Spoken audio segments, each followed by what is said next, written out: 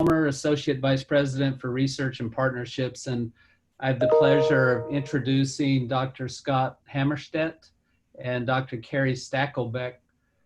Scott is a senior researcher at the Oklahoma Archeological Survey, and Kary is the state archaeologist of Oklahoma.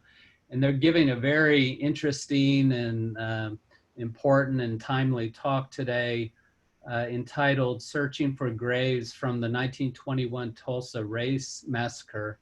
So it looks like a very, after reading the abstract, it looks like a very interesting talk that we're going to hear. So we'll listen to their talk, and then at the bottom of the Zoom window, there's a Q&A button that you'll use to ask any questions that you have. So I will hand it off to Scott and Kary now. Thanks, Bob. So the way we're going to do this is that we're going to split this up into two parts. I'm going to talk about the geophysical survey we did to set up the test excavations, and then Kary's going to give a little talk about the excavations themselves that just recently finished.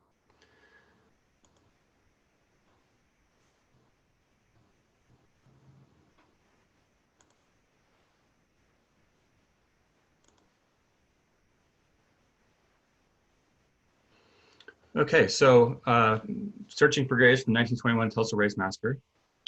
Just to set the tone a little bit of a really brief introduction.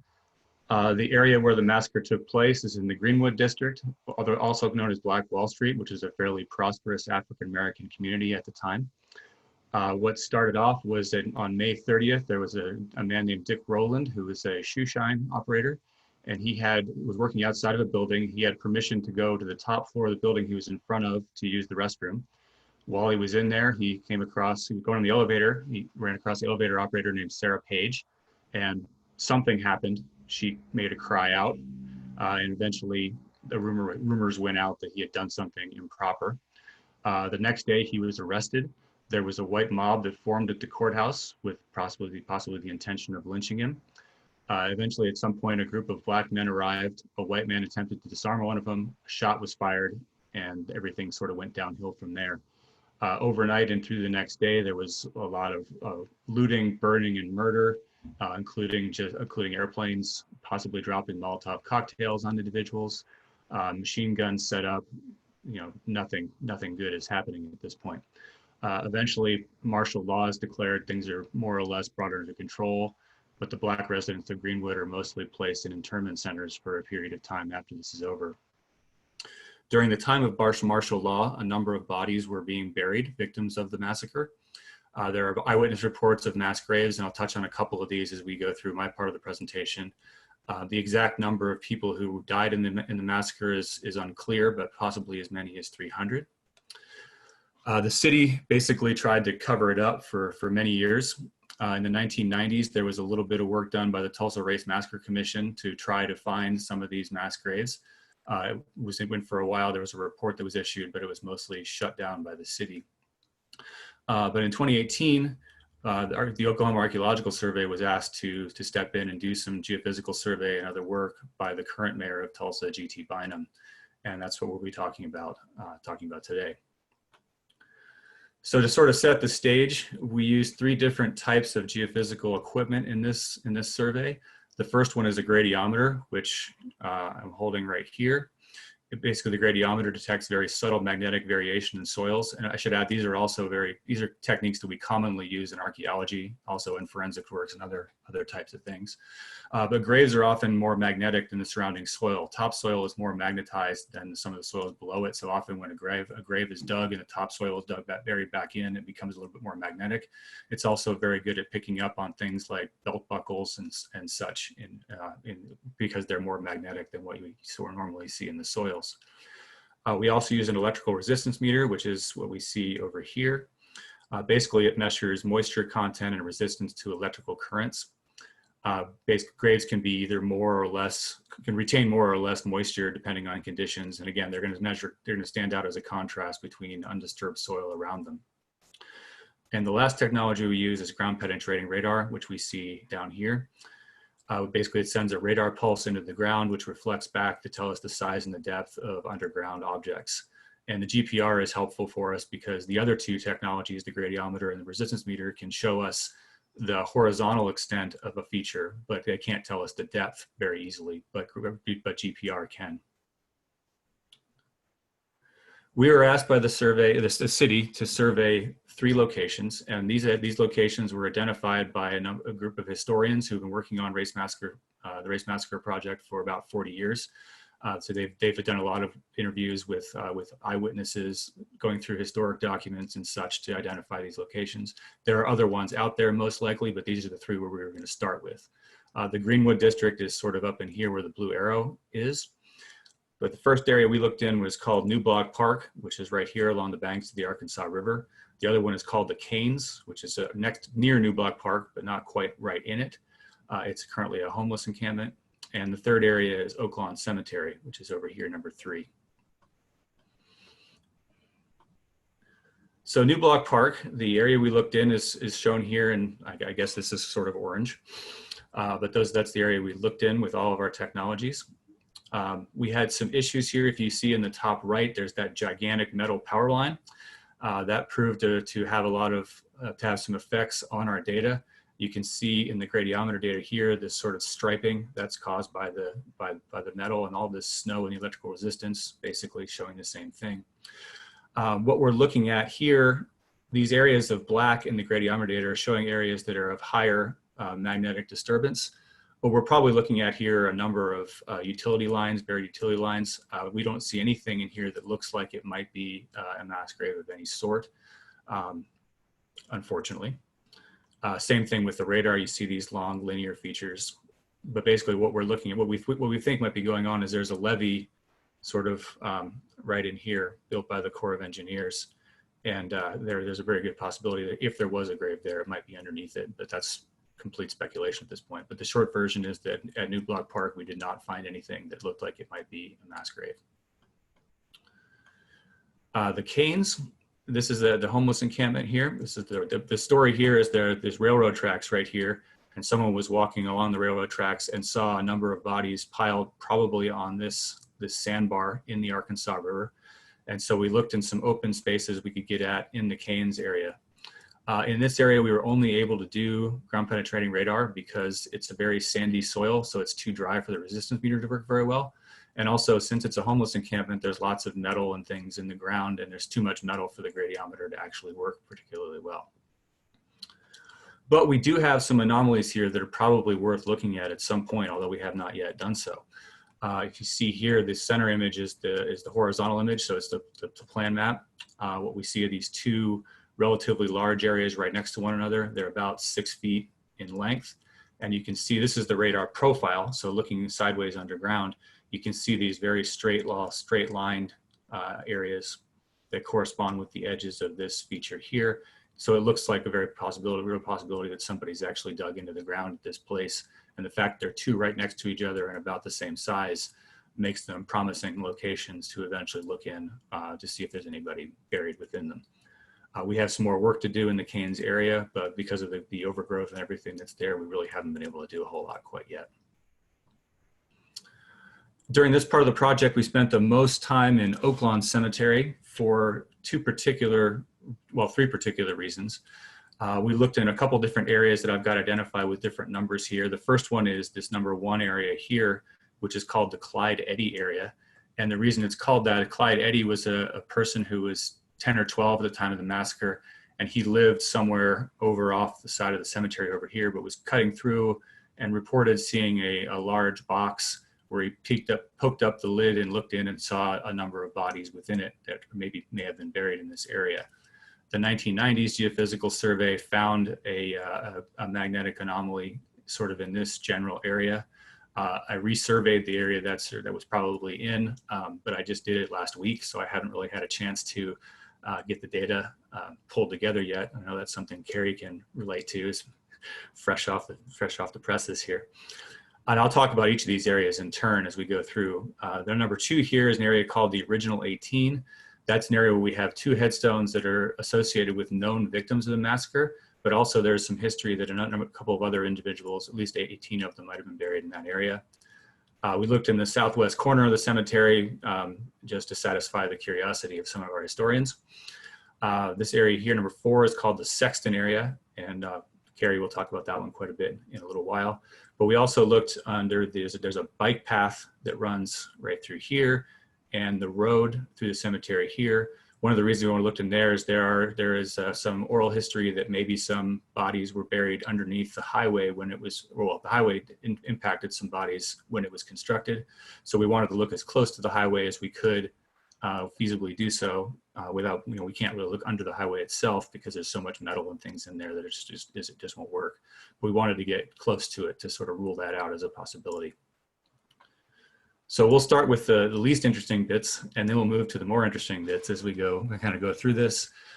In the bike path, we really didn't find anything in it except for this thing right here, which is a utility line or pipe. So that sort of rules out anything. You can see how built up it is. So it's a heavily impacted area. The paved road, similar. We were able to pick up the base of the asphalt layer. Right, you can sort of see this difference in the disturbance here and how clear it is down here. But we're also able to pick up cracks in the asphalt, so we know the equipment was working perfectly well. But there's just nothing archaeologically to see in this area. The Clyde Eddy area, we had some problems again with power line interference. We did identify a couple of things that may be unmarked graves in that area, but nothing that's large enough to match what Clyde Eddy would have reported back in those days. We do have a couple of potential unmarked graves that showed up in the radar profiles. Here's one right here. You can see these 2 little hyperbolas. What we look for when we're looking for unmarked graves is you want to see, we collect data and transects that are 50 centimeters apart, so a couple of feet. And what we would expect to see if we're looking for a grave is to see a profile like this with one of these hyperbolas, and it's showing up in 3 or 4 of them to measure about a 6-foot area to give us an idea whether this is actually going to be a potential real thing or not. If it only shows up in 1 or 2 profiles, it could just be a rock. But in this case, we have it showing up in multiple places, so we feel pretty comfortable that could in fact be a grave that's just not marked. We also ran over a couple of known headstones, and you can see one of them showing up here, sort of on the surface, had this intense area of metal and sort of in the middle there, and you can see it. The metal affects the radar by what we call ringing, where you see it continuing down the profile, and you can sort of see that happening all the way down through in here. The southwest corner of the cemetery, we didn't really see a whole lot. We have some known graves that are right in here, and that's really about it. We do have some magnetic disturbances, but nothing that really looked grave-like to us. And I should mention that we didn't do, magnetometry is one of the best utilities we have to do this kind of work. The problem we have in most of this area is that the edge of the cemetery down here has a gigantic metal fence to it, which means we can't survey anywhere near it because it's too strong magnetic signature for our gradiometer to actually work. This is the original 18 area. So we have the grave of Eddie Lockard right here, who is one of the known victims of the race massacre. He was killed 6 or 7 miles outside of town, I believe, but then brought in and buried in this spot. And this dark area of magnetism here indicates that his grave is actually present. There's another headstone just to the north of it that is reported to be another victim of the grave. Our historians, or the massacre, excuse me, our historians tell us that he was exhumed and reburied in a different place, and our survey kind of confirms that because there really isn't anybody, and doesn't appear to be anybody there. But there are a number of strong magnetic signatures here that suggest to us that these might be graves, and well, all of our faces are over top of this image, so I can't really see it all that particularly well, but there's an area right here of higher resistance that corresponds about to the same size of this oval, which suggests that there may be graves present in this area. So it's another place that's worth looking at in the future. And here it is with radar. Here just showing one profile of a potential unmarked grave. Here it is sort of in profile, and here it is sort of on the plan map. And we had some trouble in this area. There's a large tree, which you can see right here. The tree roots show up really strongly here on the surface. You can sort of see all of this clutter, and then over here again, about a couple inches below the ground surface. Not a huge issue, but just another challenge we run into when we're doing this sort of archaeology. The Sexton area is probably the area that was of the most interest to us. There's a couple of things going on here. There's a long linear anomaly that we see here. Kary will talk about that presumably in a little bit. I thought it was worth checking out. It didn't have a very big profile, signature in the profile, which as of last week, now I know why, but sneak preview. What was the most interest to us is this large area right here that showed a very large magnetic signature, suggesting to us there was a fair amount of metal in the ground, and also a very large signature in the radar that corresponds to the same thing. Again, you can see this very noisy feature right here with relatively straight walls, at least in the GPR. And here it is corresponding, showing the same area, both with the radar and with the magnetic disturbance. And this is 25 or 30 feet in length to give you an idea of the size of it. So we were under the impression this was probably the best area for us to look as a potential area for unmarked graves.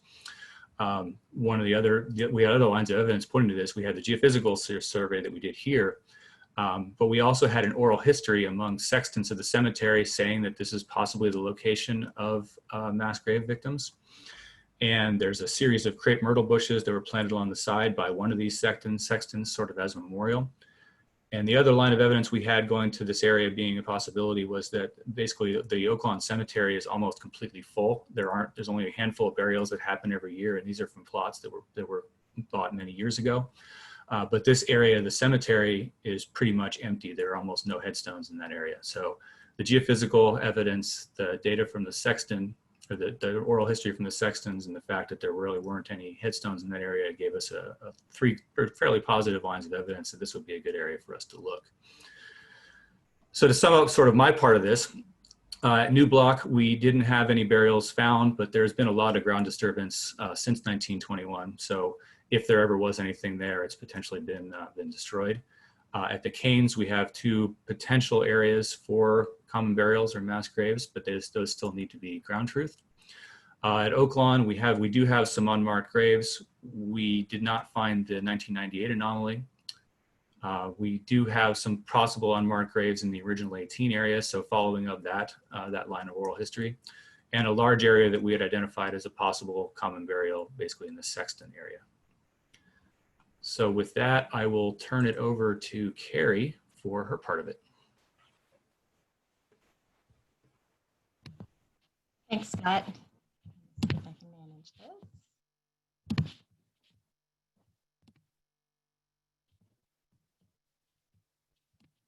Oh, hold on a second. Let me scroll back up to the top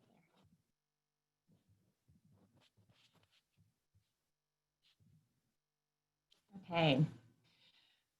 So as Scott indicated, we ultimately, as a team, so Scott and I are part of the Physical Investigation Committee, which is one of three committees that were assembled by the City of Tulsa as part of this reopened investigation into the 1921 Race Massacre. And as a committee, so we have multiple people who are participating in that, and I'm going to reference them as we go through, but as a committee, we looked at the available information that we had, both from the oral historic accounts, other historic records, the geophysical data that were provided by Scott and Amanda from last year, and basically put all of that information together to put forward a recommendation to the Public Oversight Committee and to the City of Tulsa, which basically included like what we thought this was, why we thought this location in particular had the most amount of merit to warrant conducting our first round of field testing, if you will, test excavations to confirm or deny the veracity of the geophysical anomalies and the extent to which they represented mass graves or a mass grave. So for all those reasons that Scott just referenced, we really felt a high degree of confidence in this location. And so with that, we constructed a plan of how we wanted to move forward with that investigation. We proposed that to the City of Tulsa and the Public Oversight Committee. The Public Oversight Committee consists of members of the Greenwood community, descendants, members of the city. The mayor, for example, sits on it as well. along with other prominent members of the African American community and activists within the community. So this plan was put forward to them back in March to request whether they wanted us to proceed with this effort or not. They voted unanimously to have us proceed with the test excavations in this location. And so with that, our intention was to first break ground on April 1st, and that did not happen because of COVID. And so we were unfortunately delayed. And so as of Monday, January 13th was the date that we actually first broke ground, as you see in these images here, in an effort to actually locate mass graves, the mass graves associated with the 1921 Tulsa Race Massacre.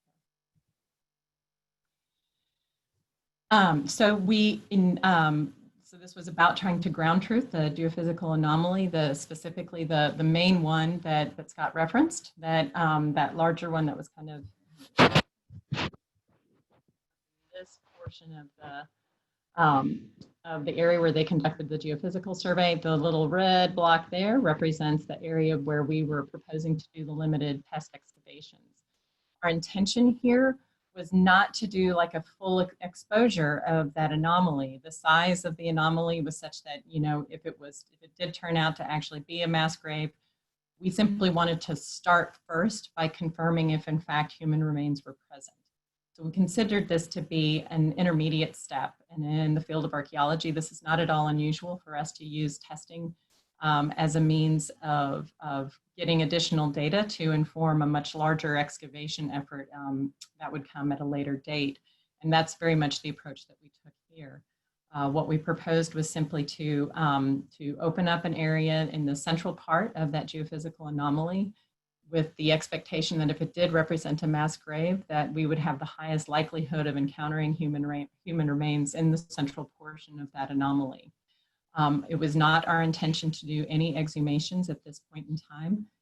We simply were proposing to expose remains if they were present, to get that confirmation in order to be able to assess the condition of those remains in situ while they were and remained in place in the ground. We were not going to extract them.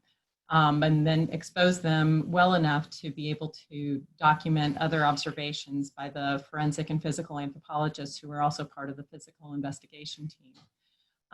And the idea was that, you know, we were going to be cautiously optimistic, but we were also realistic about the fact that much of the ability to do that in situ analysis was going to be dependent on the state of preservation of any remains if we had encountered them. So we were cautious in our language not to overpromise or overcommit what we would find, and we're consistently honest about the fact that we might not find any remains, and if we did find remains, they might not be of a very good condition. And so, but if they were, then we were going to try to maximize the amount of information that we could obtain at this point in time.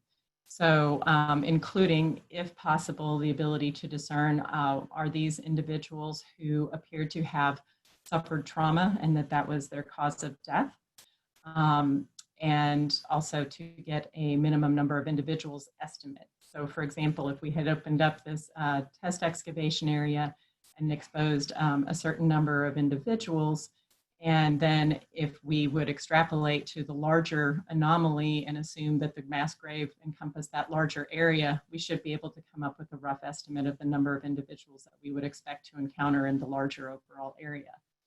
All of those would be very critical pieces of information that if you do move forward with an exhumation process, having that information in hand from the outset helps you better develop a more well-crafted plan and ensure that you have an appropriate team pulled together to actually undertake that particular effort. But again, that was going to be for a future date and something that would require a lot more consultation to get that in place before we would actually move forward with that.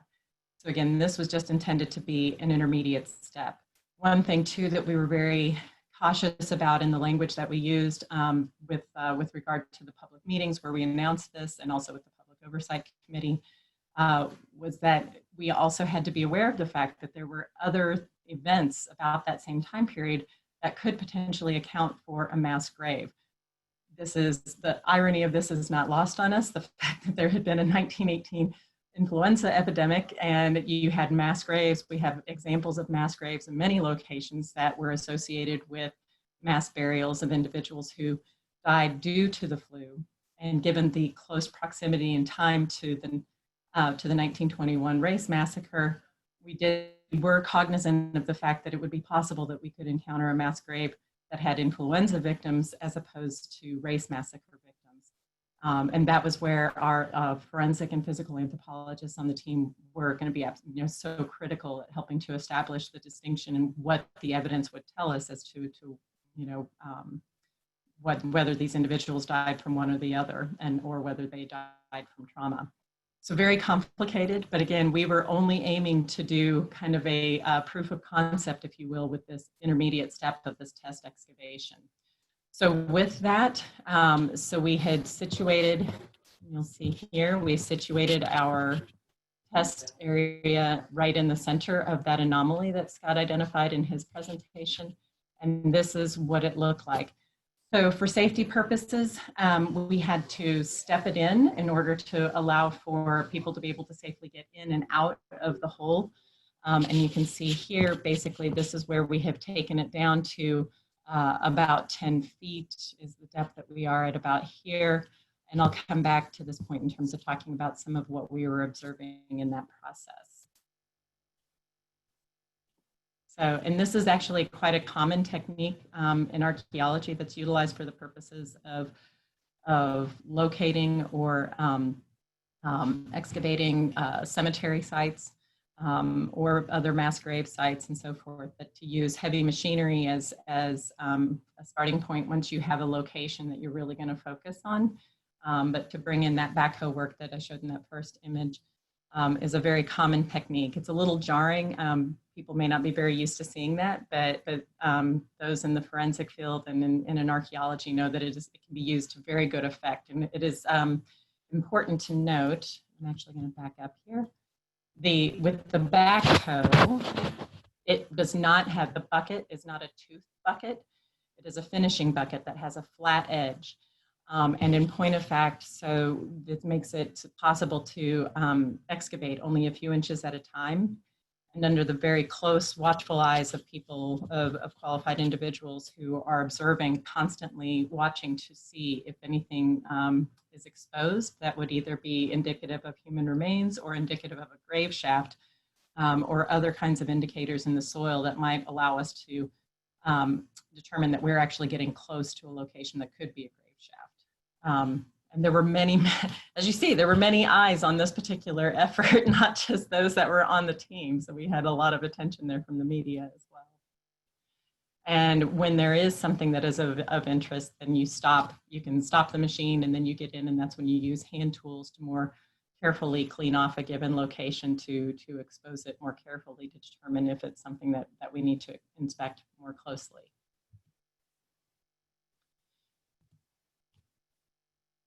So and so that's what you'll see here. So this was actually, so we were down a few feet at this point in time. And in this image, we had just started to encounter some, I think, if I'm not mistaken, we had just started to encounter some metal fragments and some wood fragments. And so, there was a change in the soil such that we wanted to check it out more closely. So we had 4 people in there with their trowels to try and clean this area off a little bit more. And it turned out that it was not anything of concern. All of the dirt that was excavated with the backhoe work was actually then put into dump trucks. So we actually had dual monitoring taking place. So it was with monitoring during the process of excavation. And then we also had monitors who were up in the truck. And so as the soil was dumped into the dump truck, and we had people, and you see here, this is Bob Pickering and then one of the other city crew who were going through that back dirt pile that was dumped into the dump truck just to ensure that we hadn't missed something. And I'll say that Bob Pickering has awesome eyes. He picked up on, I think, a couple different buttons. So this is a technique that can still allow you to find small artifacts. So that gave me very good confidence in the watchful eyes of those who were actually doing this monitoring. In the process, we also were collecting selected samples of artifacts, and you'll see Dr. Amanda Rainier down here. She's the director of the Oklahoma Archeological Survey. She was doing on-site artifact analysis. As you can tell, it's not a very clean job. We didn't have an on-site washing station, so she was analyzing them as they were coming out of the ground, and we were taking them over to her. And she had an inventory process going right out of the gate there, so she was awesome about that. But it was. We still have additional artifacts that had been extracted in the later days of the excavations that are going to undergo further analysis. But so that was just an example. And one of the things here, so many of these artifacts were out of their original context, and they had been dumped in this location. So their value from the standpoint of being able to elucidate human behavior specifically associated with this location was heavily compromised. But at least it was something where looking at particularly the diagnostic artifacts was something that we were leaning on to give us time, to give us a sense of time for the time period that we were looking at that was represented in the associated deposits. Also, as part of this process, we were being very careful to document the stratigraphy that we were encountering, especially once we realized that it was not what we were looking for initially. And so once we realized that the anomaly did not represent the mass grave, then we were also needing to make sure that we were very carefully documenting the stratigraphy and so that we could better understand exactly what was going on in this location if it was not a mass grave. And here you see Dr. Deborah Green, who's the assistant state archaeologist, is also a geoarchaeologist by specialization, and she's utilizing her handy tools and Munsell to be able to go through and do a in-depth description of the soils in this area. We were also, so in addition to the backhoe work that was completed, we also utilized other techniques for extracting samples from deeper in the ground below the level where we were excavating by backhoe. So you'll see here Dr. Leland Bement, who is another senior researcher at OAS, is in that trench A. He was down at the base of that, so we had excavated down to the base of that at about 10. We paused shortly below 10 feet below ground surface, and then he was basically punching through with an auger here to get down into the deeper deposits. We had gotten to the base of the zones within which we were getting artifacts, and then we had actually gotten down into the subsoil there, where we had a zone that was devoid of artifacts and to us represented our first indication of the natural soil in this location. So with this auger, he punched through that and actually got down to the water table. And again, that was actually good for giving us a sense of kind of what was our depth at which we could potentially continue to excavate, or where we might be able to encounter any indications of mass graves, with what you'll see kind of subsequently here when we expanded our excavations to the south. So in addition to the augering, and you'll also see here, I like this image. It's kind of hard to see with our little pictures ahead of this, but we have a couple of our cultural monitors from the Public Oversight Committee who were on hand, and they were right down in there with us, and actually were assisting Lee, along with Carlos Zambrano, who is a physical anthropologist with the Office of the Chief Medical Examiner, who was out there with us on this team. And they're down there working together to extract some of those auger samples. So in addition to the augering, we conducted coring. So we had the city, at our request, brought in a contract firm who had a drill rig that could come in and extract cores all the way down to bedrock, which was not much deeper than, it was I think about 15 feet below ground surface, so not much deeper than when we started to encounter the water table. But what that allowed us to do was to, as we opened up our trenches, we were able to use the cores to extract samples in the adjacent area to determine the extent to which the soils we are observing in the trenches extended out into that adjacent area or not. And we were using that in part as a guide to help us understand the landscape development in that location, but also the potential presence of a grave shaft that would warrant further investigation. So all of these things, these methods I've been talking about up to this point in time are really quite standard practice in the field of archaeology. When we're investigating for a mass grave or for a cemetery, for example. But there were many things that made this a very unique project. And I wouldn't even say it's not a project, a unique effort. So what made this effort unique? First and foremost was the historic event itself. This is, such a somber moment to be part of, and it's very humbling to be part of this effort that so many people have been hoping for in terms of trying to find the truth and trying to find massacre victims, these individuals who are not resting in peace. And so there is a weight associated with that in terms of understanding the gravity of this moment and how important it is and how important this work is. And so there's absolutely, that makes this event unique. And I cannot emphasize enough, this is not a research project. This is a search for murder victims. And as archaeologists, Scott and I have tools, as all the other members of the team on which we serve.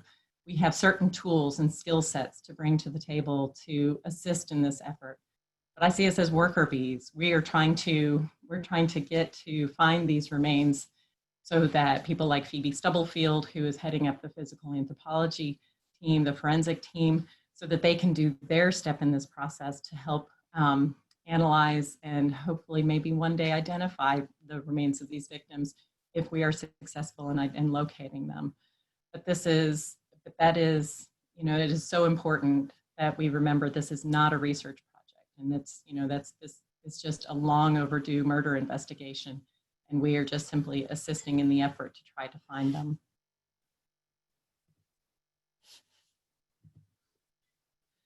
Something else that makes this effort unique is the modern context. So not just like the historic context, but the modern context.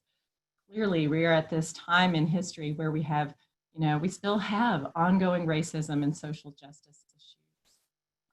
And just seeing the intersection of all of these different things that we're encountering that are happening in our society right now, it's hard not to see how so much of this seems to be centered on Tulsa at this particular moment in time. Just many different events taking place. And so this is not lost on us as well. And I think those are things that add to the gravity of this work and the importance of this work. The political context. So this was something we're in the process of gearing up for this effort. We know we want to aim for a July start date, and then we learned that there's going to be a visit by Trump on June 19th. Oh, scratch that, we'll do it on June 20th. So that, of course, brought a whole lot of attention to the city of Tulsa and heightened awareness of a lot of these racial tensions that still continue to exist within the city, and brought additional focus on the 1921 Tulsa Race Massacre, concerns over reparations, and just concerns over ongoing racial justice issues in the city. And so all of that was taking place within the context of, as we're kind of moving towards the start date of the investigation, or breaking ground. And then Thursday, before we were supposed to start excavations, the McGirt versus Oklahoma case ruling came out from the Supreme Court, and then suddenly we found ourselves on reservation land. And that had its own implications for how the project could potentially move forward, that we had to be very mindful of. I think it's important to note that there are members of the Muskogee Creek Nation, along with the Cherokee Nation and the Osage Nation, that are also participating on the Public Oversight Committee, and had been already engaged in conversations of how this investigation was going to move forward. And had already anticipated that representatives of the Muskogee Creek Nation were going to be present and on site for this particular part of the investigation. And so they were, it it made things happen more seamlessly than it might have been if we had not already been having that kind of consultation approach in place. But needless to say, again, just one more thing to take into consideration as we're trying to move forward with this investigation. And then, of course, we have COVID-19, which affected our project timeline, as it meant we went from, rather than doing this work back in April, then we were in a position of then needing to bump it back. And, it was just so fluid, and it was a challenge to try and ascertain what was the best thing to do in terms of how to advance this and move it forward, and do so safely. I mean, we wanted to be mindful of the safety of the team members, the people that were actually going to be doing the work, as well as anybody who would potentially want to come in and observe the work that we were doing. As you saw from some of the images that Scott shared and a couple that I've already showed here, we're right next to an open bike path that allows for accessibility and viewability of our work very close, so people are just kind of right there watching us. And so having an event that would potentially draw a lot of attention and perhaps cause people to be amassing was definitely a point of concern and something that we were mindful of. And it was just this whole thing of how do you make adjustments? And we had a very well thought out and orchestrated plan of how we intended to move forward with this. And then we, in order to get authorization to actually move forward with it during the phase 2 of OU's reopening plan, we had to coordinate with the Office of the Vice President for Research in order to ensure that we could have appropriate safety measures and that we would make adjustments in our plan accordingly to have those enhanced safety measures in place. And that was certainly not something that any of us were anticipating needing to do, but we absolutely appreciated all the assistance that we got from the Vice President for Research's office as we were trying to craft and ensure that we had appropriate measures in place and implemented those to the best of our ability. I would say too, and again, this is actually something that's kind of hard to see here, but there is an image here.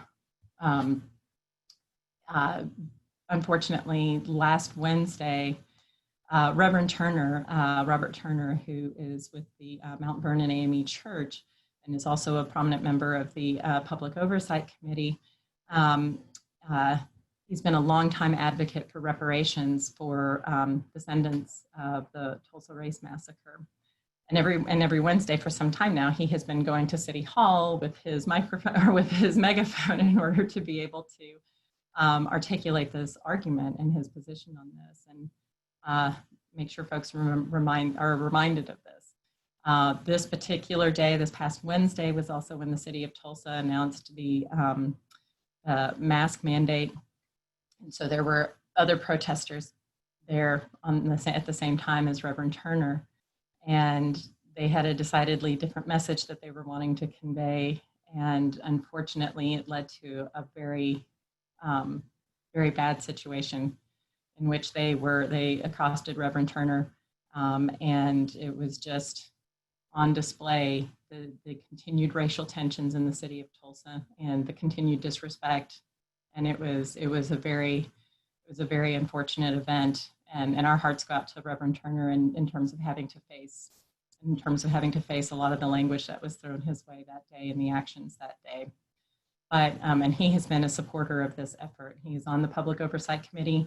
He keeps us honest by asking us lots of questions and is very engaged in this whole process, and is very supportive of the investigations that are taking place. But we wanted just to note that we support him as well in his efforts, and that this is just something that we hated to see happen. But again, it's just additional context for, situating the work that we're doing, and that, that there's just so many other different factors that are taking place. Also, the media focus on this. So, I don't know about Scott, but this is, I think, the first time I've had a project where there's been daily media people present every single day, and then having to do the press conferences and so forth. And that kind of adds to the uniqueness of this particular effort. and understandable. People want to know. You know, there's so many people that want these victims found, and we get that. And that's, you know, and certainly, you know, having media there to help cover all that. I think everybody was really so optimistic that that was going to be the case, that we would have been able to have a better answer out of all this. I have alluded to one of the other things that made this effort really unique, and I've kind of made reference to some of these committees. The city of Tulsa really wanted to make sure that they did this as transparently as possible, and as inclusively as possible. From the outset, they had established 3 committees.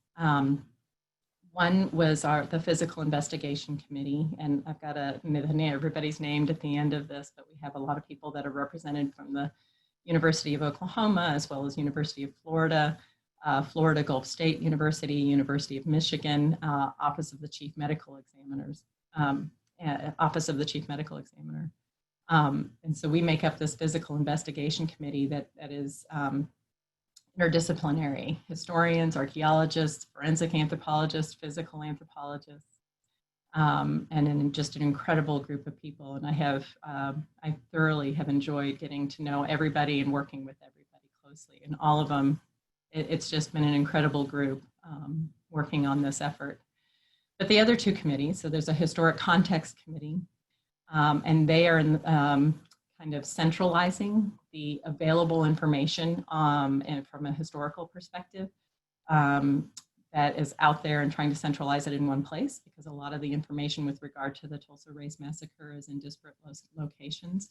But they are also taking in new information. And so they continue to get people who will contact them or use the city's website. They've got a web portal where people can say, my grandmother always told me this story, you know, so people can continue to be engaged and provide information. And then the Historic Context Committee takes that information and pulls it together, and is in the process then of, they will be making some other suggestions about places that may have potential merit that may warrant further investigation as well. So their work is ongoing, and we will be, I'm sure we'll be communicating further with them about those other locations beyond the ones that Scott referenced that we already have conducted the geophysical work at. But also, and then the 3rd committee is the Public Oversight Committee. And I've already referenced them, but I think it's also important to note that there are a number of descendants of survivors who are participating in that committee, and have also been heavily engaged in the process of the work that we've been doing out on the site. But built into this has been this whole process. So each step, there's been consultation and approval. So I mentioned that the test excavations that we just recently wrapped up on Wednesday, the plan that we developed for that went before the Public Oversight Committee during a public meeting that was you know, so that was televised, or that was live streamed. That was you know, that was part of that approval process, to put recommendations before that committee and to allow them to ask questions and express concerns and talk through any concerns that they had, and make adjustments if we needed to, and then ultimately request their approval. So that was part of this transparent process. And we had anticipated, if we'd been able to do this back in April, we kind of had a different vision for how participation of the Public Oversight Committee members would have taken place. But given COVID, we had to make adjustments to that and unfortunately scale that back.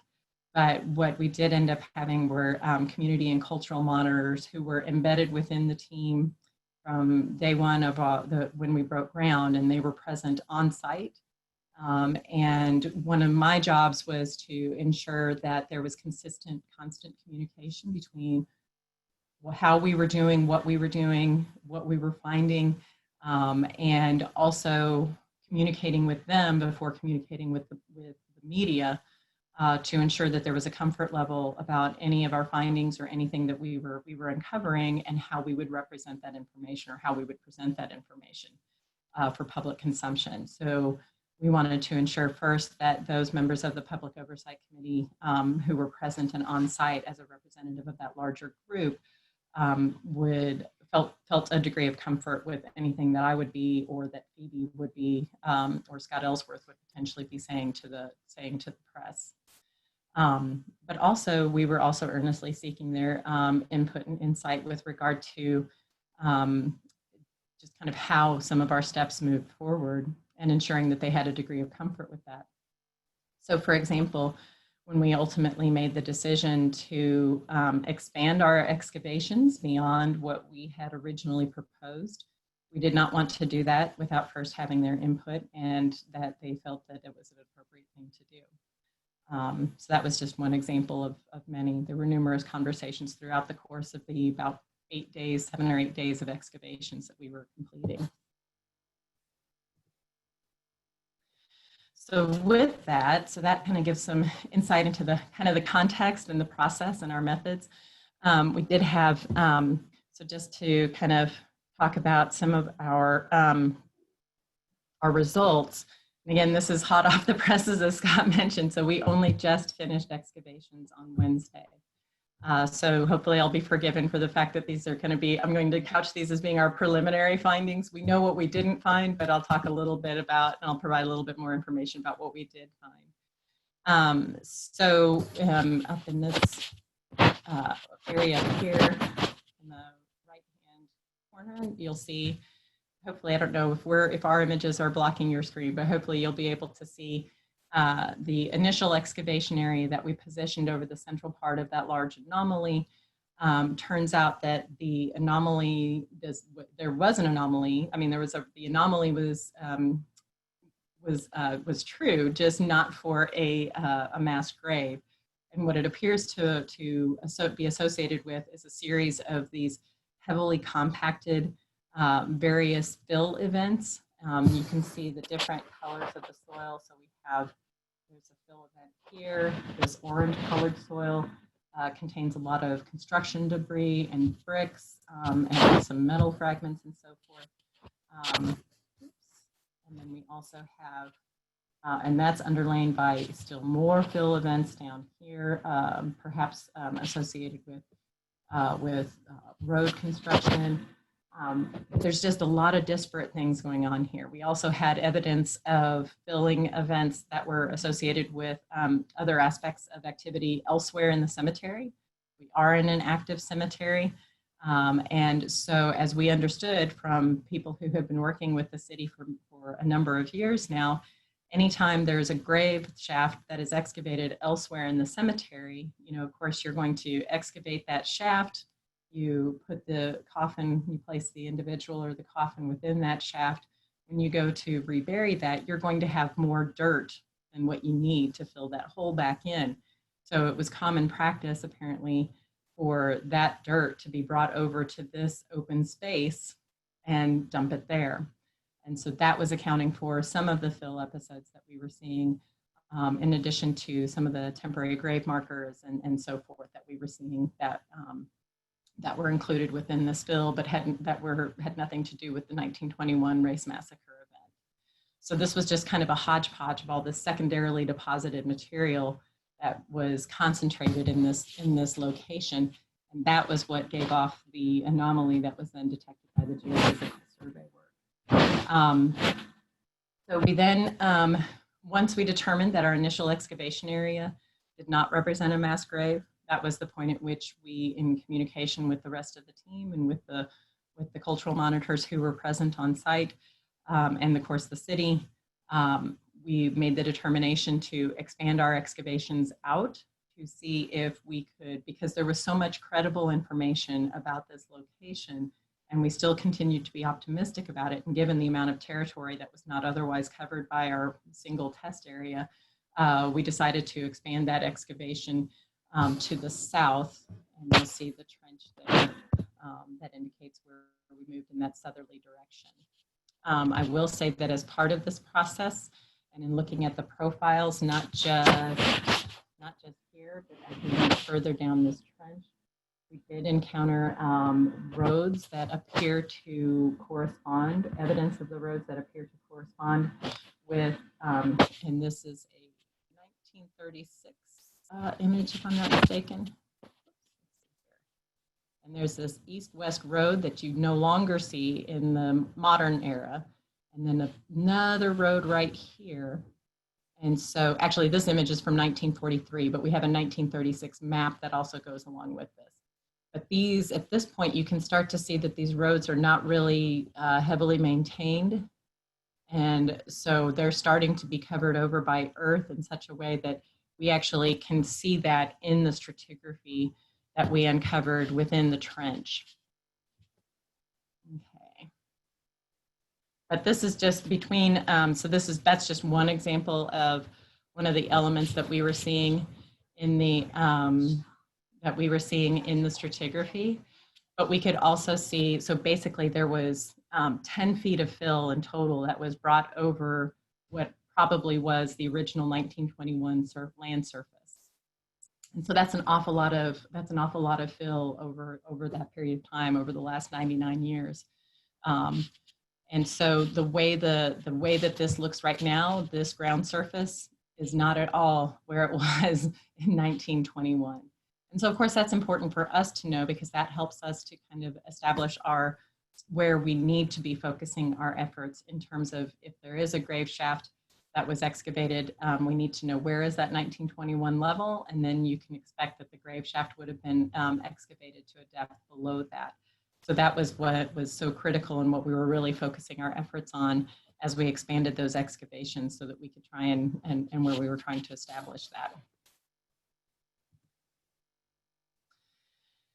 So unfortunately, as I indicated, this was not, we did not positively identify any graves, no graves at all, let alone those that were associated with the 1921 Race Massacre, which was really quite unfortunate. But it was not for a lack of effort and a lot of sweat, sweat equity, if you will, on the part of the team that worked on this.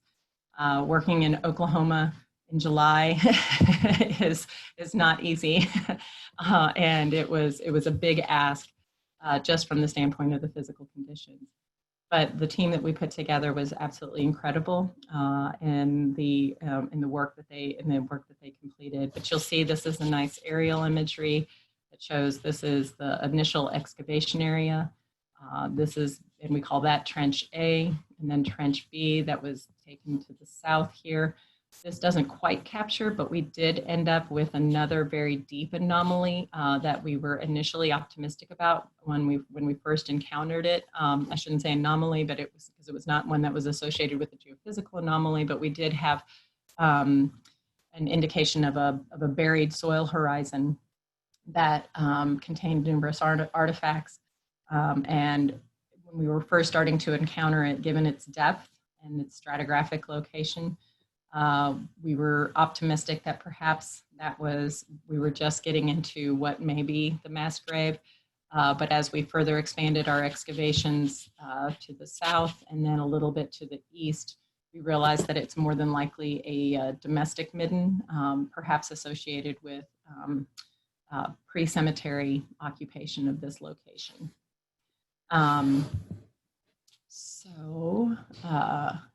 But I will say too, so that basically this is an image that was just taken yesterday. So they very quickly, after we completed excavations on Wednesday, yesterday the city crews were out there to backfill these large holes that we had excavated. And so this is what it looks like now.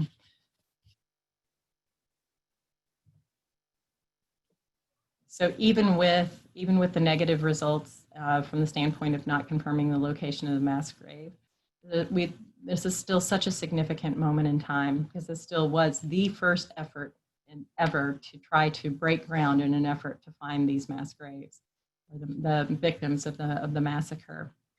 The the resilience of the Public Oversight Committee and members of the Greenwood community, of the Tulsa community, in terms of making the pivot from being disappointed about the results to being optimistic and needing to take the next steps is incredible. And we're very fortunate to have such a good working relationship, you know, and particularly with folks who were out there with us every day.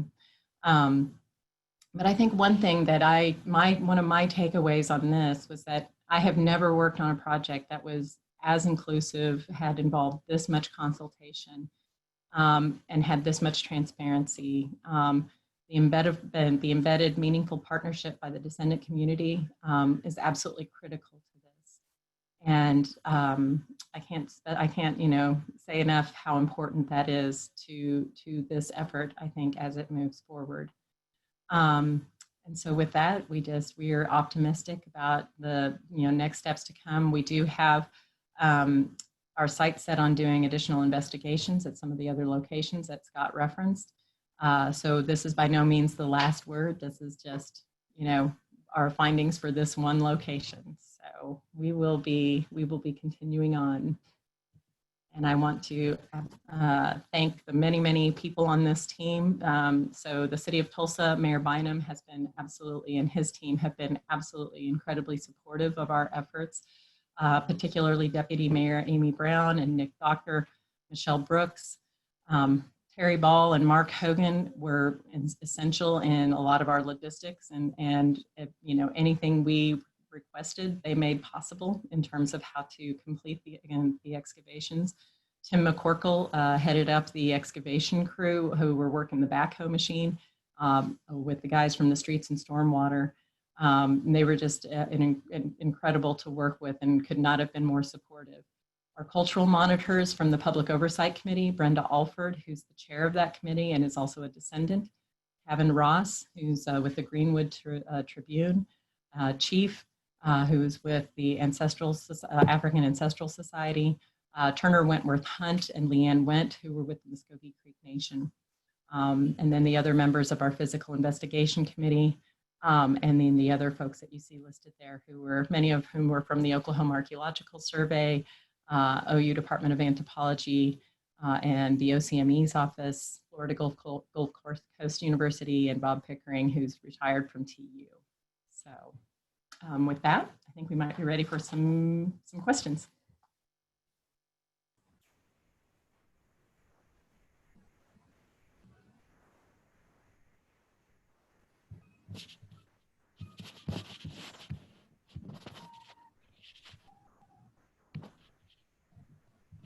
I can stop sharing my screen.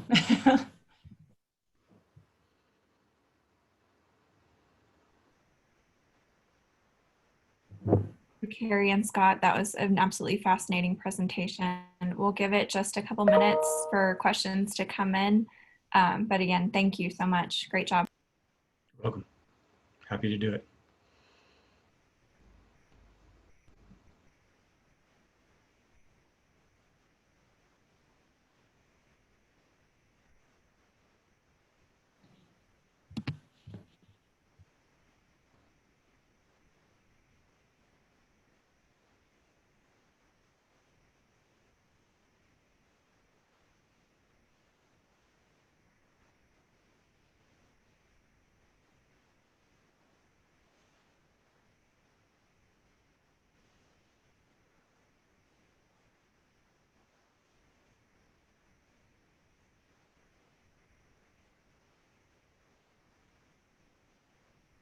Okay, I'm not seeing any typing. Do you want to give a way that they can contact you if anyone wants to contact you directly with questions? Yeah, I can be emailed just at swh@ou.edu. Okay, thank you both for your time today. And it was a pretty good turnout, and we appreciate this. And good luck as your investigation continues. Thank you. Have a good Friday. Bye.